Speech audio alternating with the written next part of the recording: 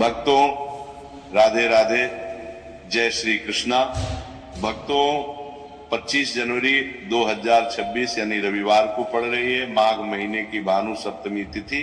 और भक्तों ये वह तिथि है जो माघ महीने में पड़ने वाली सबसे बड़ी तिथि है, क्योंकि ये रविवार के दिन पड़ रही है जो बहुत ही खास है।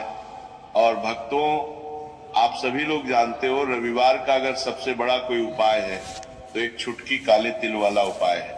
तो भक्तों इस रविवार के दिन आप लोगों को इस एक छुटकी काले तिल वाले उपाय को जरूर करना है। बहुत सारे लोग होंगे जिन लोगों ने इस उपाय को न किया, मतलब पूरा साल निकल गया उन्होंने किसी भी दिन काले तिल वाले उपाय को न किया हो। पर भक्तों आपके पास एक आखिरी मौका बचा हुआ है जो कि 25 जनवरी के दिन है। तो इस दिन आप लोगों को इस वाले उपाय को जरूर कर लेना है। भले ही आपने पूरे साल भर इस उपाय को ना किया हो, पर अगर आपने इस माघ महीने के रविवार के दिन अगर इस वाले उपाय को कर लिया तो आपको इस उपाय को करने का वह फल मिलेगा जिसकी आपने कभी कल्पना भी नहीं करी होगी। इसीलिए आप लोग इस वाले उपाय को एक बार जरूर कर लेना है ताकि आप लोगों के हाथ से यह मौका ना जा सके और आपको इस उपाय को करने का फल मिल सके। भक्तों ये उपाय पूज्य पंडितों और गुरुओं ने अपनी अभी की ही शिव महापुराण जो हमारे हिंदू धर्म के 18 प्रमुख पुराणों में से एक है, उसी महापुराण की कथा में बताया है, जिस उपाय को आज हम आपको बहुत अच्छे से समझाने वाले हैं। इस वीडियो को देखने के बाद इस उपाय को समझने के लिए आपको कोई और वीडियो को देखने की जरूरत नहीं पड़ेगी। तो चलिए भक्तों उपाय को शुरू करते हैं। देखिए ये इस माघ महीने रविवार के दिन ये इतना खास होता है, इतना महत्वपूर्ण होता है। देखा गया है कभी कभी बड़े बड़े पूजा पाठ अनुष्ठान से जो मनोकामना पूर्ण नहीं होते वो माघ महीने के रविवार के दिन एक छोटे से उपाय करने से ही आपकी मनोकामना पूर्ण हो जाती है। और बहुत सारे लोगों ने इस उपाय को किया भी है और उनको इस उपाय को करने का फल भी जरूर मिला है। अगर आप लोग भी इस उपाय को करना चाहते हैं तो आप इस उपाय को पहले अच्छे से समझ लेना, सुन लेना, उसके बाद करना। आपको इस उपाय का फल जरूर मिलेगा और इस उपाय को कर लेने से आपके घर में चाहे किसी भी प्रकार की दुख और समस्या क्यों ना चल रही हो, आपको उसका कारण भी नहीं पता है कि भाई ये समस्या किस कारण से चल रही है। उसका कुछ भी कारण हो सकता है, जैसे पितृदोष हो सकता है या किसी भी तरह का मंगल दोष भी हो सकता है। तो इस दिन आप लोगों को ये वाला उपाय कर लेना है। ये एक ऐसा उपाय है जिस उपाय को अगर किसी विशेष दिन पर किया जाए तो भाई उस विशेष दिन का जो है वो तो हमें मिलता ही मिलता है। पर हमने उस दिन पर इस काले तिल वाले उपाय को किया है तो हमें उससे भी बड़ा फल मिलता है और फल बहुत जल्दी मिलता है, क्योंकि आप इस उपाय को बहुत ही बड़े और विशेष दिन पर कर रहे हो। तो चलिए अब उपाय के बारे में बात करते हैं, लेकिन उससे पहले आप लोगों को ये जानना आवश्यक है कि आखिर ये उपाय किस समय करना है, किसको करना है और कैसे करना है। तो चलिए हम आगे आपको वीडियो में एक एक करके बता देते हैं। लेकिन उससे पहले अगर आप लोग हमारे चैनल पर नए हैं तो हमारे चैनल को सब्सक्राइब कर लेना और इस वीडियो को लाइक करके कमेंट बॉक्स में श्री शिवाय नमस्तुभ्यम ओम नमः शिवाय जरूर टाइप कर देना। तो भक्तों इस एक छुटकी काले तिल वाले उपाय को हमें इस रविवार के दिन कैसे करना है, किसको करना है, किस समय करना है और कहां पर करना है, ये सारे सवालों के जवाब आपको इस वीडियो में मिल जाएंगे। और जो ये वीडियो देखेगा भाई उसको एक छुटकी काले तिल वाला उपाय जरूर करना चाहिए, क्योंकि इस दिन काले तिल का भी बहुत ही बड़ा और विशेष महत्व होता है। और जब बात आ जाए एक छुटकी काले तिल की तो ये सोने पर सुहागा वाली बात हो जाती है और ये एक बहुत ही बड़ा उपाय हो जाता है रविवार सप्तमी तिथि का। तो अब भक्तों इस काले वाले तिल उपाय को आखिर करना किसको है, सबसे पहले हम लोग वो बात जान लेते हैं। तो देखो घर की जो बड़ी माताएं बहनें होती हैं उन माताओं बहनों में से कोई भी एक बड़ी माता बहन इस वाले उपाय को कर सकती है। और भक्तों अगर आप चाहे तो अपने घर में से सभी सदस्यों को भी इस उपाय को करवा सकते हैं। अगर किसी व्यक्ति की खुद की कोई मनोकामना है, खुद की कोई दुख और परेशानी है जो कि वो अपने लिए ही करना चाहता है, इस वाले उपाय को तो वो खुद अपने लिए भी कर सकता है। बाकी अगर कोई घर में से ऐसा है जो कि अपने पूरे घर परिवार की सुख और शांति के लिए ये वाला उपाय करना चाहता है, तो भाई वो भी कर सकता है, उसमें भी कोई दिक्कत वाली बात नहीं है। कहने का मतलब ये है कि इस उपाय को हर एक सदस्य भी कर सकता है और पूरे घर परिवार के सदस्य के लिए घर की बड़ी माताओं बहनों में से कोई एक माता बहन भी कर सकती है। माताएं बहनें अगर घर में उपस्थित ना हो या वो ये वाला उपाय ना कर पा रही हो, तो फिर घर का कोई बड़ा सदस्य भी इस काले तिल वाले उपाय को कर सकता है, चाहे फिर वो पुरुष ही क्यों ना हो, उसमें कोई भी दिक्कत वाली बात नहीं है। अब भक्तों, इस एक छुटकी काले तिल वाले उपाय को हमें करना कहां पर है? इसे हमें तुलसी के क्यारे के पास में जाकर करना है। बहुत सारे लोग प्रश्न करते हैं हर एक उपाय को करते समय, क्या हम इस उपाय को घर पर या मंदिर में कर सकते हैं? देखो, तो इस वाले उपाय को आप घर ही करोगे तो अच्छा रहेगा। अगर घर पर तुलसी का पौधा नहीं है तो शिव मंदिर में उपाय को करोगे तो भी अच्छा होगा इस वाले उपाय को। उसके बाद में भक्तों, जो अगला प्रश्न निकल कर आता है वो ये आता है, इस उपाय को लेकर के आखिर इस उपाय को हमें किस समय करना है? सुबह के समय करना है कि शाम के समय करना है? तो देखो, इस वाले उपाय को आप लोग सुबह के समय भी कर सकते हो और शाम के समय प्रदोष काल में भी कर सकते हो। अब अगर आप पूछो कि भाई साहब सबसे उत्तम समय कौन सा रहेगा इस एक छुटकी काले तिल वाले उपाय को करने का, तो हम आपसे बस यही कहेंगे कि इस उपाय को आप शाम के समय करेंगे तो ज्यादा बेहतर होगा। बाकी अगर सुबह के समय भी करेंगे तो भी अच्छा होगा, उसमें कोई भी दिक्कत वाली बात नहीं है। तो अब भक्तों, जो अगली सबसे बड़ी और महत्वपूर्ण बात आती है वो ये आती है कि सुबह अगर हम उपाय को करेंगे तो हमें कितने बजे से लेकर कितने बजे तक के बीच में करना है, और शाम के समय प्रदोष काल में करेंगे तो हमें कितने बजे से लेकर कितने बजे के बीच में करना है। तो देखो, सुबह जितनी जल्दी हो सके आप उपाय को करने की कोशिश करना।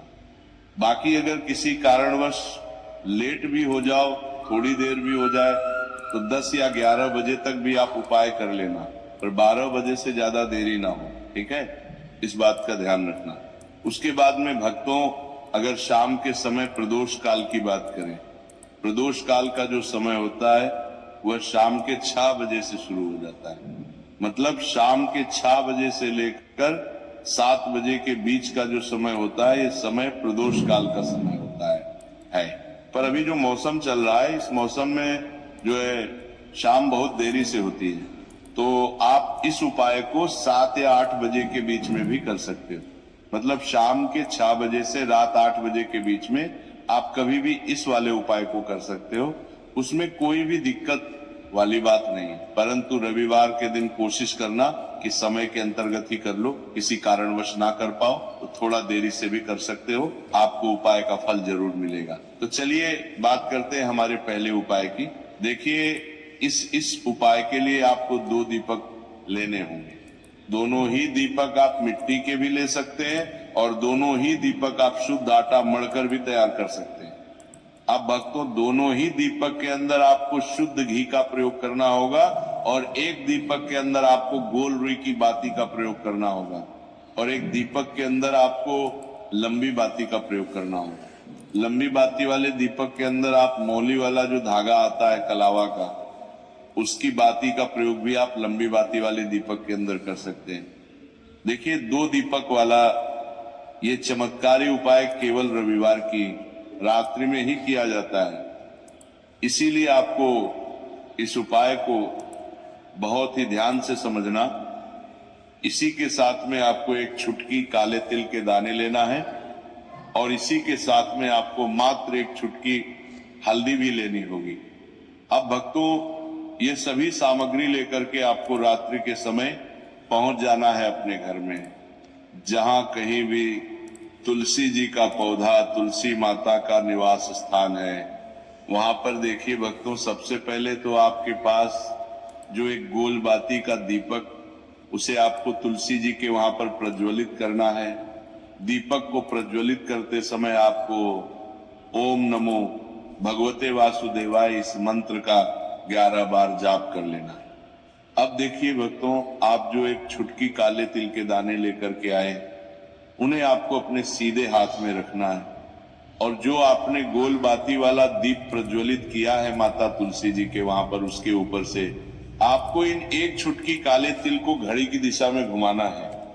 आपको अपना नाम और अपनी गोत्र को बोल लेना है और फिर आपको इन काले तिल को उससे जलते हुए दीपक के अंदर डाल देने हैं। देखिए, काले तिल भगवान विष्णु के पसीने से उत्पन्न हुए हैं और जब भी हम यह दीपक की रात्रि में प्रज्वलित करते हैं तो इससे हमें हमारे कर्ज में राहत मिलती है, हमारे जीवन में धन प्राप्ति के नए नए मार्ग खुलते हैं, हमारा अगर कोई भी कार्य रुका हुआ है तो वह भी परिपूर्ण होता है।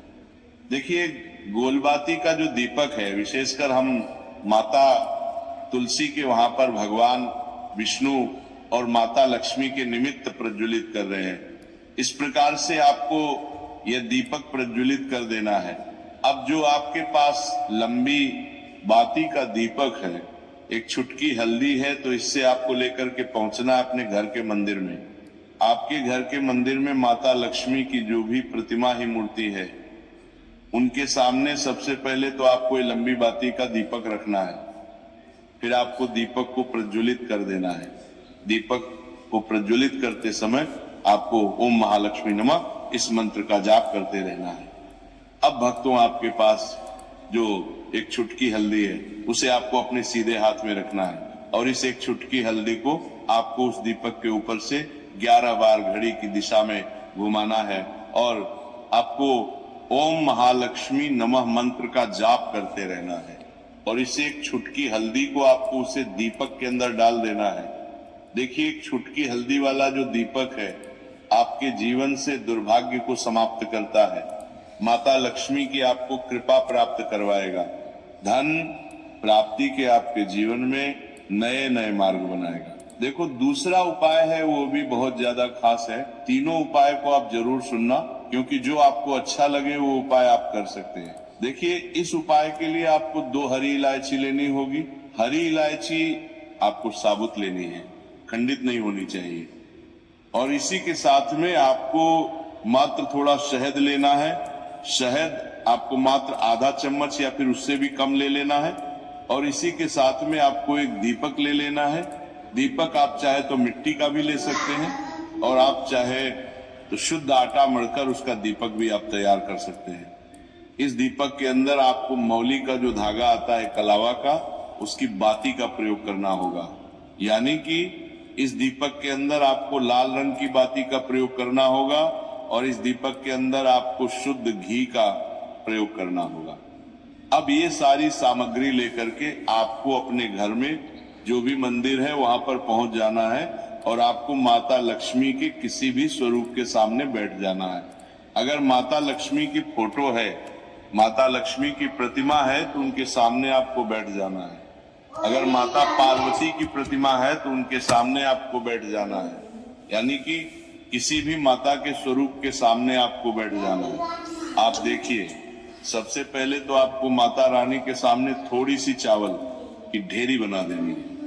यानी कि थोड़ी सी अक्षत के दाने आपको माता रानी के सामने रखना है। उसके बाद आप जो एक दीपक लेकर के गए हैं, उस दीपक को आपको उन्हीं चावल के दानों के ऊपर रख देना है और फिर इस दीपक को आपको माता रानी के सामने प्रज्वलित कर देना है। देखिए, इस दीपक को प्रज्वलित करते समय आपको ओम महालक्ष्मी नमः इस मंत्र का लगातार जाप करते रहना है।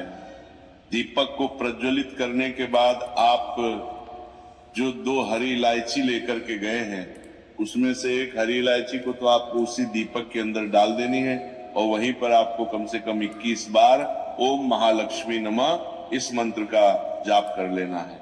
अब आपके पास जो शहद है और एक हरी इलायची है, उसे सीधे आपको लेकर के पहुंच जाना है भगवान शिव के मंदिर में। पूज्य गुरुजी ने बताया है कि ये उपाय आपको सिर्फ और सिर्फ शाम के समय ही करना होगा। शाम को जब भी सूर्यास्त का समय होता है तो उस समय आपको ये उपाय करना है। लेकिन सबसे पहले तो आपके पास जो एक हरी इलायची है, उसे आपको उस शहद के अंदर अच्छे से डुबो देना है। यानी कि शहद का लेपन उसे हरी इलायची के ऊपर चारों तरफ आपको कर देना है। अब ये जो शहद से युक्त हरी इलायची है, इससे आपको भगवान शिव के शिवलिंग पर अर्पित कर देनी है और आपको श्री शिवाय नमस्तुभयम इस मंत्र का लगातार जाप करते रहना है। फिर इसके बाद आपको थोड़े से चावल के दाने यानी अक्षत भी अपने साथ लेकर के जाना। तो ये चावल के दाने आपको धीरे धीरे शिवलिंग के सामने समर्पित कर देना है और आपको श्री शिवाय नमस्तुभयम इस मंत्र का जाप करते रहना है। फिर इसके बाद आपको अपने घर आ जाना है।